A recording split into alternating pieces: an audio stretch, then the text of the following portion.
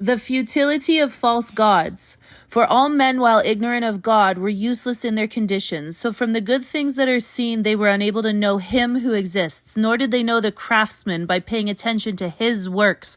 But they supposed that the gods who ruled the world were either fire or wind or swift air, or the circle of stars or violent water or the luminaries of heaven.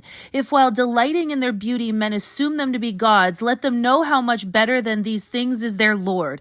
For the creator of beauty created them. And if they were amazed at their power in working, let them understand from them how much more powerful than these is he who made them.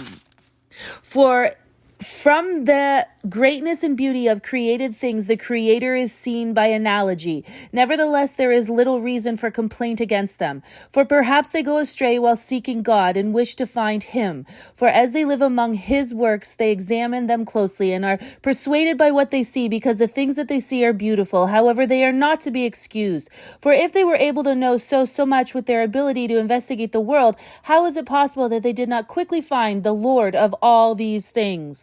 But they are miserable, and so are their hopes in dead things. Those who call gods the works of men's hands, gold, silver, and the practice of craftsmanship, and the likeness of animals, or a worthless stone of an ancient hand, but also of some carpenter saws down an easily moved tree and skillfully scrapes away all its bark. He then builds a useful vessel beautifully made by his skill for the service of the living, and uses up the cast-off pieces of his trade to prepare his food and be filled, but a cast-off piece from among them, useful for nothing, that grew up with the tree, crooked and full of knots, he takes and carves with care in his leisure, and forms it with intelligent skill, and models it in the likeness of a man, or he likens it to some worthless animal, and smears it with bright red paint, making its surface red, covering every blemish in it with paint. Then he makes a room fitting for it, and puts it on a wall, and fastens it with iron nails, that it may not fall. He takes care of it, knowing that it cannot help itself,